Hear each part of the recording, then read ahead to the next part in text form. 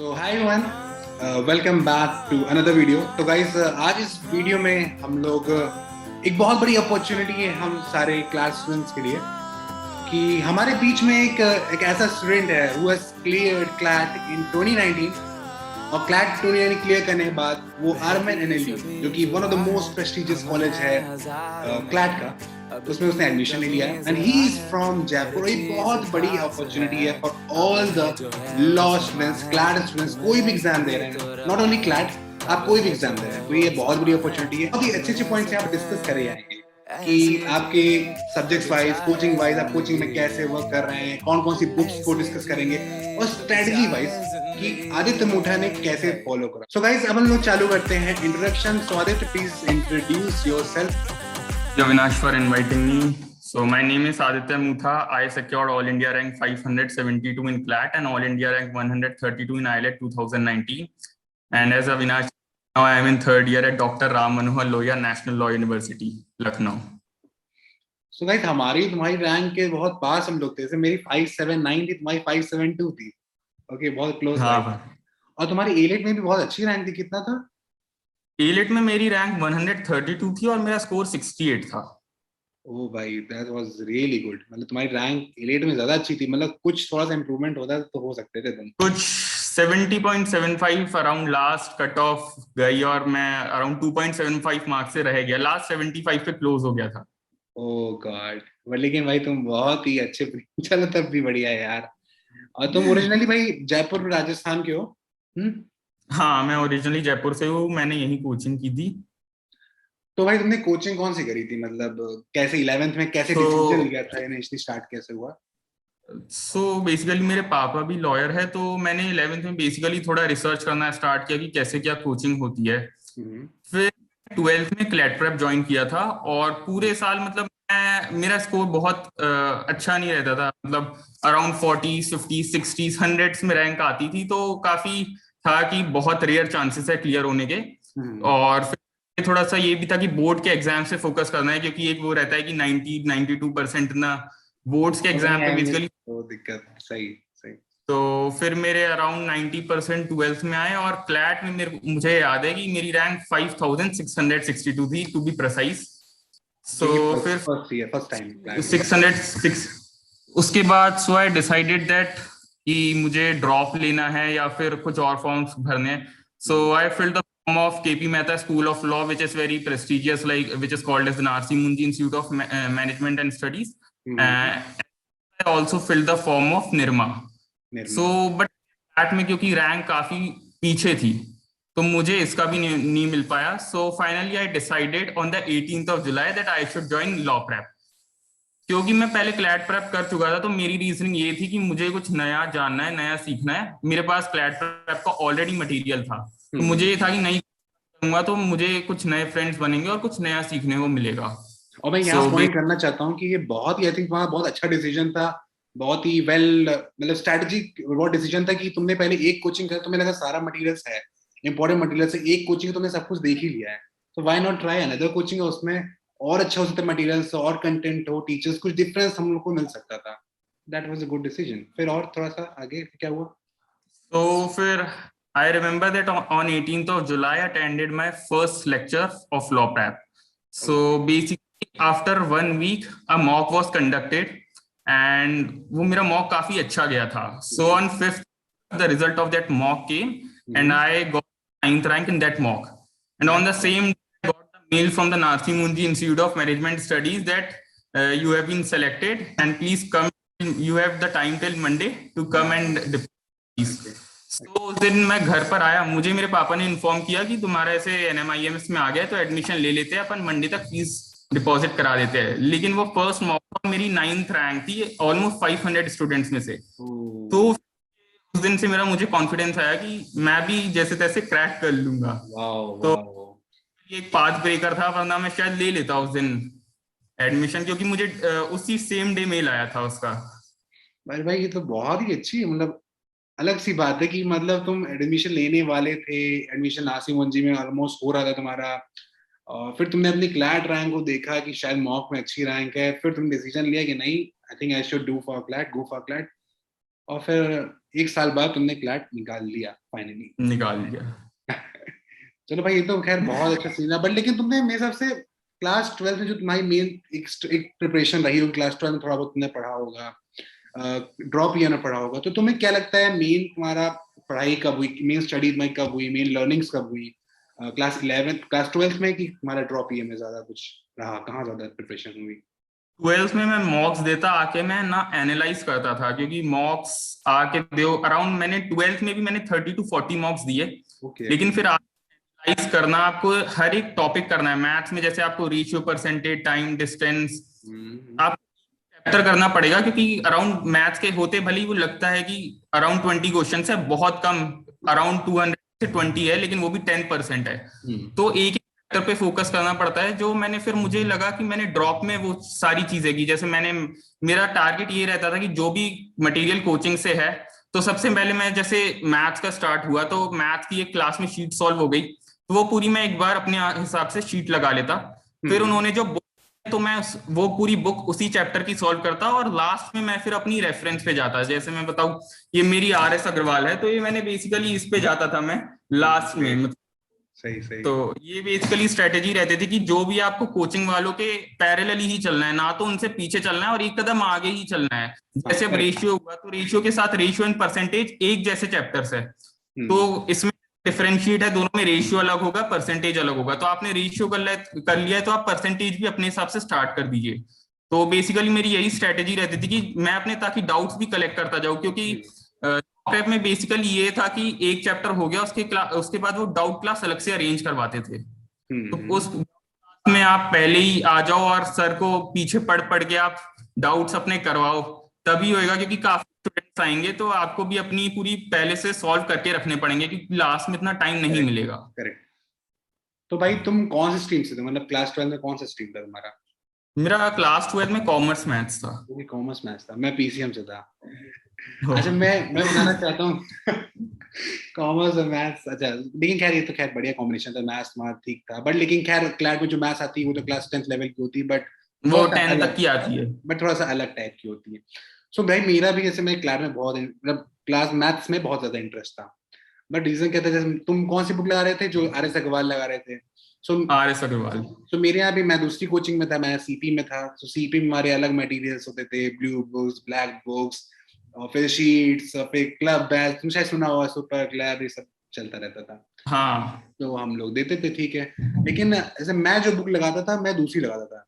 Actually क्या था कि मैं जब क्लास 12 में था, तो ही मैंने प्रिपरेशन स्टार्ट कर दी थी। तो मुझे लगता है मेरी जो मेन लर्निंग हुई थी वो क्लास 12 में हुई थी।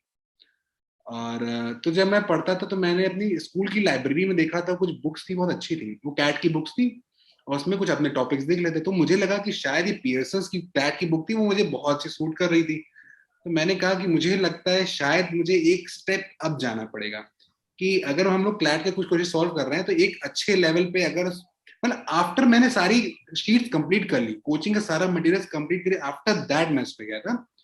तो जब मैं गया, तो मुझे लगा कि जब मैं सॉल्व कर रहा था, एक स्टैंडर्ड जब आप अब जाते हो, तो क्वेश्चंस इजी बनने लगते हैं क्लैट के आपके, आप थोड़ा सा फास्ट सॉल्व करने लगते हो। तो मेरे साथ तो ये मुझे लगा थोड़ा सा मैथ सेक्शन में।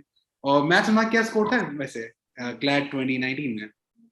मैथ्स मैथ्स मेरा अराउंड 12 था आउट ऑफ 20। और उसमें कुछ कुछ एलिमिनेट भी हो गए थे, क्योंकि उनके आंसर्स बेसिकली वो ऑप्शंस नहीं थे उनमें। अराउंड 2 क्वेश्चंस मुझे ध्यान है एलिमिनेट हो गए थे। तो हाँ। उसके बाद मेरा 12 अराउंड स्कोर था मेरा।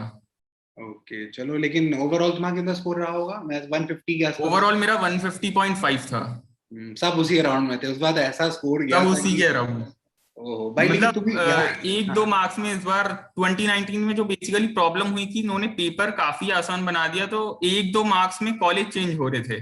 बहुत लाइक दिक्कत। मैंने अपना, जो मेरी प्रेफरेंस लिस्ट भरी थी, मैंने अपने जस्ट RML के ऊपर HNLU रखा था। तो मैं अपग्रेड कर दूंगा तो पक्का HNLU मिल जाएगा, और मुझे कंफ्यूजन इसमें बहुत था कि RML बेटर है या HNLU बेटर है। तो अराउंड अपना RML NLU 2000 मतलब 19 में स्टार्ट हो गया था, 10 जुलाई से क्लासेस स्टार्ट हो गई थी। सो अराउंड मुझे 1 या 2 अगस्त को मुझे NLU मुंबई की वैकेंसी का भी आ गया था। सेकंड वैकेंसी में मेरा नेशनल लॉ यूनिवर्सिटी मुंबई भी हो गया था। अब मैं सेकंड जयपुर आया, मैं 5th को आया। और मुंबई गए एडमिशन लेने के लिए, लेकिन फिर अच्छा। वहां जाके लगा कि RML is better. RML establish है, 2006 से है, इसका हाँ। एक एल्यूमिनाई स्टैब्लिश्ड है ऑलरेडी। हम्म। सेकंड बात मुझे लगी कि आरएमएल में एक तो मिड सेम्स नहीं है, तो यहाँ पे we have a lot time to explore many things. Correct. तुम ऐसे कई वीडियोस में भी बता चुके हो कि आरएमएल को जजेस फैक्ट्री कहा जाता है, तो वो बेसिकली रीजन यही है कि लिटिगेशन में भी जा रहे हैं स्टूडेंट्स, फर्म्स में भी जा रहे हैं, और सही। जुडिशरी से बहुत मेजर चंक ऑफ स्टूडेंट्स निकल रहे हैं। 2019 में 150 स्टूडेंट्स निकले थे 600 वैकेंसीज में। हम्म। आरएमएल में कोई भी अगर किसी को एग्जाम प्रिपरेशन करना है तो RML is the best college. Correct, मुझे भी शायद फील होता है, और एनएलयू दिल्ली तो खैर है ही। एनएलयू दिल्ली है ही, मतलब दिल्ली कोई of negative course. Of course अगर आर्मी एनएलयू है और एनएलयू दिल्ली, तो you will choose NLU Delhi भाई, क्योंकि हर चीज अच्छा है। हाँ, ऑफ कोर्स थोड़ा सा, जबकि इवन आर्मी एनएलयू के बाद स्टैब्लिश हुआ है, 1 ईयर बैक 2007 में स्टैब्लिश हुआ है एनएलयू दिल्ली।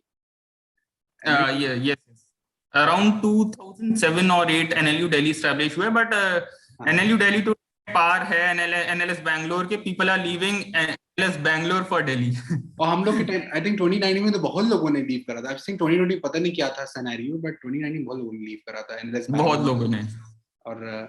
और इसलिए एनएलयू दिल्ली का तो बहुत एक क्रेज क्या बढ़ा है। और ये भी देख रहे हैं हम लोग कि आजकल गवर्नमेंट सर्विस का लोग बहुत क्रेज चल रहा है, मतलब इन लॉ स्कूल्स में, लॉ जुडिशरी। स्कूल से बहुत बहुत। अब मैंने देखा, मैंने थोड़ा एनालाइज करा स्टैटिस्टिक्स को, मुझे लगा कि थोड़ा सा गवर्नमेंट सर्विस लोग ज्यादा इंक्लाइंड हो रहे हैं। हमें जैसे जुडिशरी है, यूपीएससी है, इस केसेस को ले लें हम लोग, तो थोड़ा सा हम लोग ये भी देख रहे हैं कि कॉर्पोरेट कल्चर नहीं है, जबकि आपको एनएलयू दिल्ली में तो बढ़िया ठीक ठाक मिल जाता है कॉर्पोरेट कल्चर। हाँ, एनएलयू दिल्ली का कि 100% प्लेसमेंट्स है, बट स्टिल एनएलयू दिल्ली में लोग काफी स्टूडेंट्स आईएएस भी क्लियर करते हैं, यूपीएससी के एस्पिरेंट्स है, जुडिशरी के तो है ही। तो है कि एक जुडिशियल सर्विसेज और सिविल सर्विस का ट्रेंड बढ़ता जा रहा है लॉ स्कूल्स में, और हमारा तो है ही ज्यादातर कॉलेजेस में अभी से ही स्टूडेंट्स काफी प्रिपेयर करना स्टार्ट कर दिया स्टूडेंट्स ने। अच्छा, इनिशियली हम लोग को ये प्रॉब्लम जरूर हुई थी, जैसे हम लोगों ने देखा था, हम लोग सब लोगों ने एचएनएलयू को ऊपर रखा था, जैसे मैंने भी एचएनएलयू को ऊपर रखा था, बट आफ्टर जब मैं सब हुआ तो भाई एचएनएलयू तो नहीं जाना। बाद में फिर हम लोगों ने खुद ही रोक दिया कि भाई एचएनएलयू क्या करेंगे जाके, टीचर्स ने भी मना करा। आई थिंक एचएनएलयू, टीचर्स ने, अब इसका मैंने भी रीजन काफी लोगों, रीजन क्या था इसका, जैसे एचएनएलयू को लोग लीव क्यों कर रहे थे? मैंने उस टाइम बेसिकली काफी सारे वहां के प्रोफेसर स्टूडेंट से काफी बात की, तो एक तो उस टाइम ये था कि वहां के वीसी, वहां पे कोई भी वीसी नहीं था, वो पोस्ट उस टाइम, और वहां पे काफी केओस टाइप चल रहा था एचएनएलयू में। तो एक ये भी था, और फिर दूसरा रीजन ये था कि आरएमएल काफी बराबर टक्कर सा चल रहा है। Right now RML is considered at the 7th position, even according to me, and most of the people say that HNLU is at 8th rank and RML is above HNLU. So basically ये था RML में, sir basically faculty RML की बढ़िया है काफी, IPC वगैरह तो का है ही यहाँ। फिर एक लास्ट अगर यही आ जाता है कि अगर दोनों पैरेलल भी है, फिर आपको कौन सा कन्वीनियंट है। लाइक मैं जयपुर से हूँ, तो मेरे लिए लखनऊ काफी पास है। लखनऊ भी अपना RML in the mid of the city है। तो एक दो चीजें यही लगी कि आरएमएल में ऑलरेडी काफी कुछ स्टेबल चीजें हैं। स्टूडेंट से 2-3 से काफी जो सीनियर्स पढ़ रहे थे उनसे भी बात की, तो सभी ने बेसिकली यही रिकमेंड किया कि RML is better than HNLU. तो इस तरह से तुम कंक्लूजन पहुंचे थे कि आरएमएल चूज करता है आरएमएल। तो भाई मेरा डिसीजन तो एकदम ऐसे ही था भाई, आरएमएल लखनऊ का। मुझे तो लखनऊ मेरा डायरेक्ट मतलब लखनऊ तो खैर सही था मेरे लिए, और मेरा थोड़ा सा और सारे वर्क्स थे। तो कोई स्पेसिफिक स्ट्रेटजी तुम डिस्कस करना चाहते हो?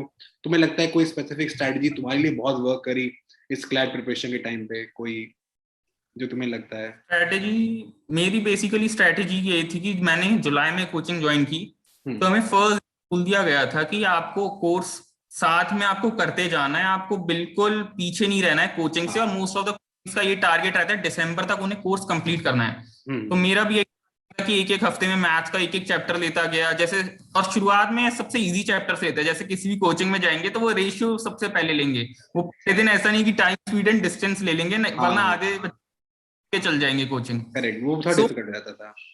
ये बहुत रहता था कि सभी का पहले इजी चीजें लेते जाओ, और काफी कुछ कोशिश मेरी ये रहती थी कि अपने हिसाब से मैं करता जाऊं, मतलब बुक्स वगैरह जो भी मेरे पास है मटेरियल। तो एक तो ये रहा कि मतलब मैं साथ साथ करता गया। दूसरा ये था कि लॉ प्रेप में जैसे हमारी मंडे टू फ्राइडे क्लासेस होती थी 3 to 6। सो अब मेरे सुबह 8 o'clock से मेरा 1:30 तक रहता था। मैं टारगेट की मैं इसे कैसे डिवाइड करूं। ओके। तो सुबह क्लॉक से सुबह का टाइम मेरा ये रहता था कि मुझे सबसे कंस्ट्रक्टिव टाइम है, इसे बहुत ज्यादा यूटिलाइज करना है, तो मैं मैथ्स लगाता था कि मुझे ओके। उसमें काफी सारे चैप्टर्स है। तो मैं 8 से 11 अराउंड मैथ्स लगाता था, पूरी 8 से 11। आई थिंक ये बेस्ट स्ट्रेटजी रहती है कि अगर आप जब भी सो के उठ रहे हैं, वेकअप कर रहे हैं, तो या फिर एक्सरसाइज कर रहे हैं, एक्सरसाइज करने के बाद है, तो उस सब्जेक्ट को उठाना चाहिए जो बहुत डिफिकल्ट हो आपके लिए। मे बी अगर किसी स्टूडेंट को एग्जैक्टली। मैथ्स डिफिकल्ट लगता है, ये English may be RC difficult लग रही है, इनिशियली आप स्टार्ट कर रहे हो, तो उस सब्जेक्ट को सबसे पहले उठाना चाहिए। जैसे आप जैसे सुबह सुबह सो के उठ रहे हो या दोपहर में आप आफ्टरनून में वाले सो रहे हो, उसके बाद उस सब्जेक्ट को बेस्ट उठाना रहता है, क्योंकि शायद कॉन्सेंट्रेशन, नॉर एपिनेफ्रॉन, फोकस, कॉन्सेंट्रेशन बहुत ज्यादा रहता है उस टाइम पे। और तुम्हें लगता होगा शायद एग्जैक्टली। मैथ्स मैथ्स में थोड़ा सा इसलिए अच्छा रह गया होगा तुम्हारे लिए। मुझे पर्टिकुलरली कुछ चैप्टर्स का एक टाइप फोबिया कह लो, कि pipes and pistons, volume, oh same वो सेम। था कि और एक बार सॉल्व नहीं होते तो सेकंड बार नहीं होते, तो फिर एक वो बैठ जाता कि मेरे से ये सॉल्व नहीं हो पा रहा है बार बार। तो पर्टिकुलर मैं आइडेंटिफाई कर चुका था कि 12th में मेरे साथ क्या प्रॉब्लम्स रही थी, तो मुझे अब इन्हें लूप होल्स को मुझे फिल करना है। That's great. तो मैं मैथ्स करता, उसके बाद 1 घंटा पेपर रीडिंग का मैं करता। जनरली मैं इंडियन एक्सप्रेस करता था। तो Indian Express is the best newspaper for CLAT takers, क्योंकि Times of India is like masala giving, और इंडियन एक्सप्रेस बेस्ट है। और इंडियन एक्सप्रेस एक लेवल अटेन हो जाए उसके बाद द हिंदू स्टार्ट कर सकते हैं। अच्छा, द बहुत हिंदू लोग डायरेक्ट। जैसे बहुत लोग कंफ्यूजन है कि द हिंदू ने कि द इंडियन एक्सप्रेस को रीड करें, तो तुम्हारे हिसाब से क्या बेस्ट रहेगा? मेरे हिसाब से स्टार्ट द इंडियन एक्सप्रेस से ही करना चाहिए, क्योंकि जो लगता है कि उनका एक लेवल अभी अटेन उन्होंने नहीं कर रखा है और उन्होंने बहुत वर्क करने की जरूरत है, तो उसके लिए बेस्ट है। फिर एक टाइम बाद लगे, 3 4 5 महीने बाद, कि मैंने एक लेवल अटेन कर लिया है, मैं इंडियन एक्सप्रेस का कोई भी एडिटोरियल वगैरह या कॉलम पढ़ रहा हूँ, तो मैं इजीली उसे डिसाइफर कर सकता हूँ। तो उसके बाद आप द हिंदू पे जाइए, क्योंकि द हिंदू बहुत न्यूज़पेपर है। तो इसलिए बेटर ये रहेगा कि इंडियन एक्सप्रेस। और टाइम्स ऑफ इंडिया तो बिल्कुल भी ना ले, क्योंकि टाइम्स ऑफ इंडिया मतलब एक तरीके से कह लीजिए मम्मी पापा मसाला का ही। पेपर है। हाँ। डेली न्यूज, यहाँ मर्डर हुआ है, ये ज्यादा न्यूज आती है शायद, क्या ऐसा कुछ सिटी न्यूज ज्यादा हाँ। टाइप। अरे यार सही है, बात सही। अच्छा भाई, तुमने कितने मॉक्स दिए, जैसे 12th में कितने दिए? ऐसे 12th में बताया शायद 30 के आसपास मॉक्स दिए तुमने शायद। अराउंड 30 मैंने मॉक्स दिए थे। और इन ड्रॉप ईयर तुमने कितने मॉक्स को अटेम्प्ट करा? ड्रॉप ईयर के अराउंड हमारा ऐसा था कि कोचिंग लॉ प्रेप वालों ने खुद ने अराउंड 50 to 55 मॉक्स उनके खुद के कराए। हम्म। जैसे मैं कहा था कि जुलाई से दिसंबर उनका कोर्स कंप्लीट कराने का रहता था, तो हर हर वीक में एक मॉक लगता था। तो हाँ। आपने अराउंड महीने हर महीने में अराउंड 4 वीक्स हो गए, तो 4 into 25 मॉक्स अराउंड दिसंबर तक हो गए थे। फिर ओके। दिसंबर इनकी स्ट्रेटेजी ये रहती है कि एक ए बैच बना देंगे जिसमें अराउंड टॉप 50 स्टूडेंट्स है। हम्म। तो वो में यही टॉप 50 स्टूडेंट्स रहेंगे। फिर ये मॉक लेवल बढ़ा देंगे, मॉक का लेवल भी बढ़ जाएगा, नंबर ऑफ मॉक्स 2 होते जाएंगे। जनवरी में हमारे एक हफ्ते में 2 मॉक्स हो गए, फिर फरवरी में लग गए, फिर मार्च में ऐसा हुआ कि दूसरी कोचिंग्स के ही मॉक होने लग गए। जैसे हमें पता नहीं रहता किस कोचिंग का है, लेकिन कुछ दूसरी कोचिंग के फ्रेंड्स वगैरह रहते थे, तो वो करेक्ट। लग जाता था, आइडिया रहता था कि हम अब दूसरी कोचिंग के मॉक्स भी आने लग गए। इस अराउंड मैंने 75 मॉक्स दिए होंगे, अगर मतलब मिला ले तो अराउंड 60 तो गए हैं। तो अगर वो मिला लिया मॉक्स जाए। दे उतना बेटर है, कि उसमें कुछ आइलेट के भी होते हैं, मेजरली क्लैट के रहते हैं, लेकिन बट स्टिल आइलेट के भी रहते हैं, और आइलेट पे भी फोकस करना चाहिए। बहुत इंपॉर्टेंट है। सिम्बोयसिस के भी दिए होंगे, बीएचयू तो तुम लोग शायद नहीं देते होगे, है ना? बीएचयू मैंने दिया, मैंने 12th में जब था मैंने सिम्बोयसिस का दिया था। मैं इंटरव्यू देने भी गया था पुणे। पाइवेट। हाँ, मैं मतलब वॉइसेस पुणे इंटरव्यू देने गया था 2017 में, 18 हाँ 18 मैं गया था, पर वहां मेरा हो नहीं पाया था इंटरव्यू में। ओके। और एक्चुअली ट्रांसपेरेंसी नहीं रहती, आपको वेट लिस्टिंग दिखाएंगे, ये हाँ। नहीं आदे कि that they have to select 240 students, so they should release the list of those 240 students. But नहीं, आप अपना लॉग इन करेंगे तो आएगा 300 वेट लिस्टिंग हो, 400 वेट लिस्टिंग हो। तो वो था। उसके बाद फिर वही मुझे लगा कि क्लैट करते हैं, और फिर एक कॉन्फिडेंट आता भी जाता है, आप जैसे जैसे मॉक्स में रैंक आती जाएगी अच्छी अच्छी। सो मुझे जहां तक ध्यान है, मेरी हमेशा टॉप 20 या टॉप 30 में ही रहती थी। ऑल इंडिया और में। एक जो अगर क्या टीचर्स की नजरों में भी आ जाते हैं तो वो फिर आपको खुद बुला बुला के, क्योंकि वो पूछते हैं कि कहाँ प्रॉब्लम आ रही है, फिगर आउट करते हैं, मिलके आओ, डाउट पूछो। करेक्ट। मैं क्योंकि शाय रहता था, तो वो मुझे जो है लॉ प्रैप के जयपुर के फाउंडर नवनीत सर, वो मुझे काफी कॉल करके कि तुम शाय रहते हो, ये 20 से तुम टॉप 10 में भी आ सकते हो। करेक्ट। उन चीजों पे आपको थोड़ा एक पीयर ग्रुप भी अच्छा बनाना पड़ेगा कि साथ में जो स्टूडेंट्स को मॉक देकर आए तो एक डिस्कस का वो रहता है, तो एक पीयर ग्रुप हाँ, काफी हेल्प करेगा। नहीं नहीं, सही सही सही, मैं समझ रहा हूँ। जैसे मेरा भी एक फ्रेंड है, ईशान राय को शायद जानते होंगे।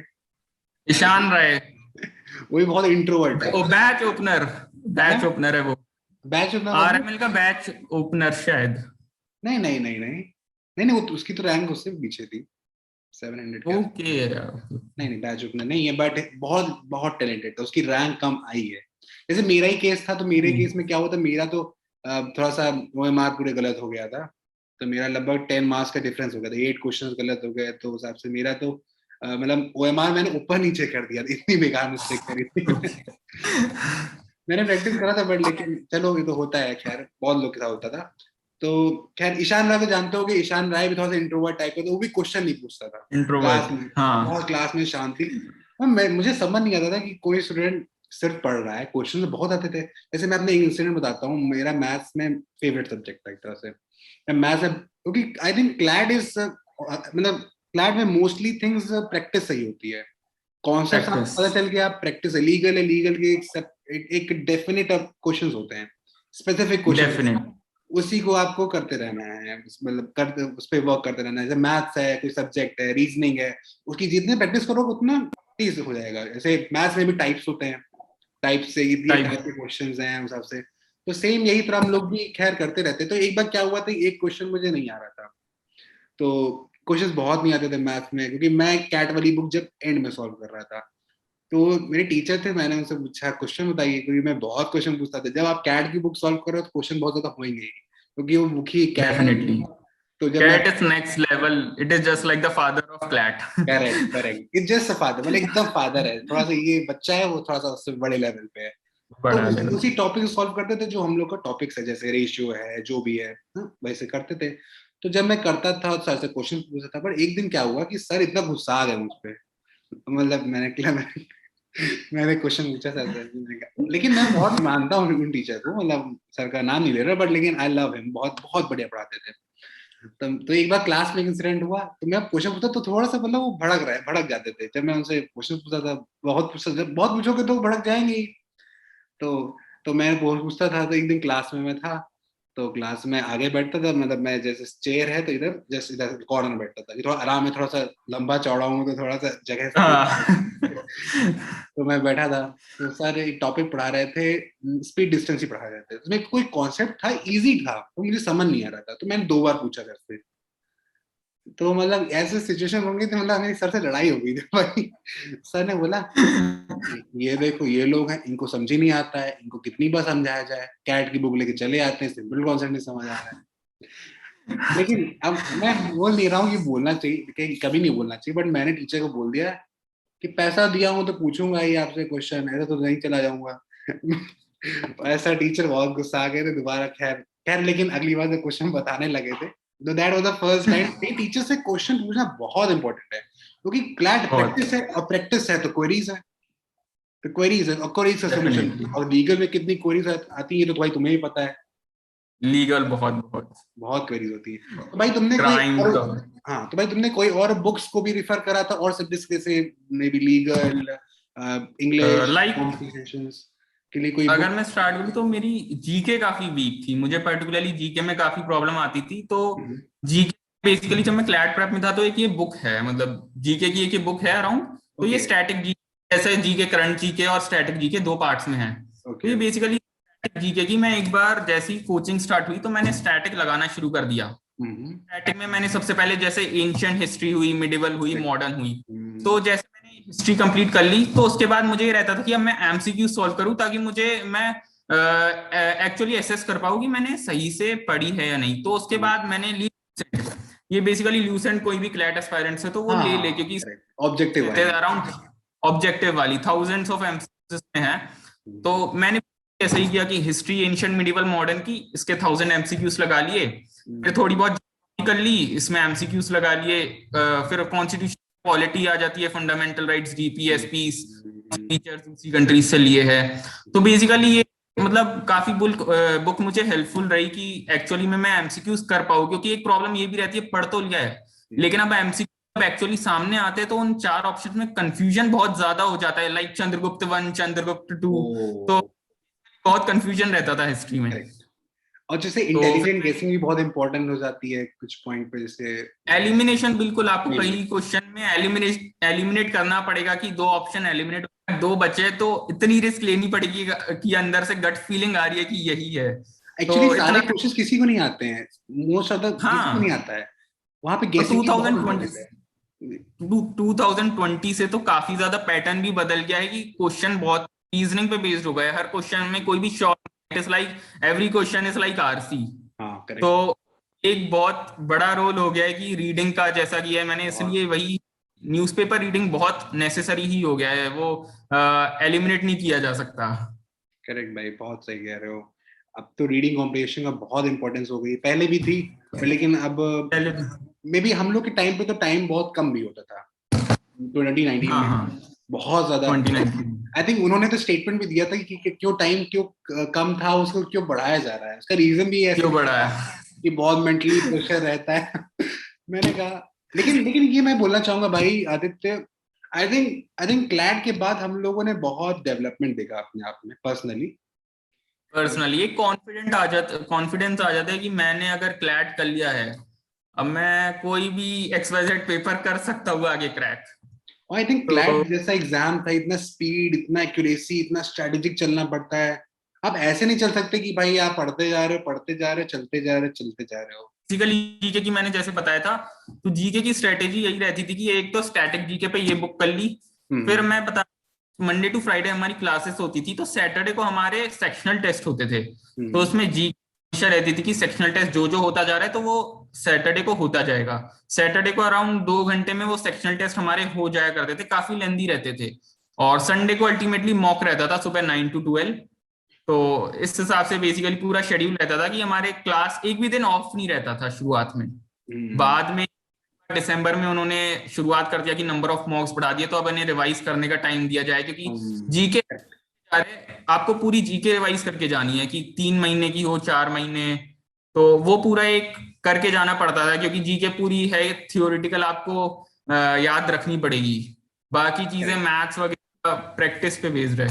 तो ये तो हो गया स्टैटिक जीके का। करंट 2-3 ऐप कोई से भी इंस्टॉल, जैसे मैंने जागरण जोश हो गया, जीके टुडे हो गया, तो ऐसे ऐप कर लिए। तो मैं रात को, क्योंकि रात को ऐसा रहता है कि आप काफी थक जाते हो और इतना वो नहीं रहता कि अब कुछ मुझे टिपिकल सब्जेक्ट लेना है। जैसे मैं मैथ्स कह रहा था कि मैं मैथ्स में हार्डली ऐसा था कि मैं रात के टाइम लेता था, तो मैं बेसिकली रात के टाइम जीके ले ली, क्योंकि नोट्स भी बनाने रहते थे खुद के, एक नोट्स की 1-2 पेज के वो बना लिए। चीजें तो कवर कर ली यार। हाँ, काफी बुक्स वगैरह, कॉलेजेस, काफी डिस्कशन हो। Thank you. So all the best to all the students who shall be taking the class 2021.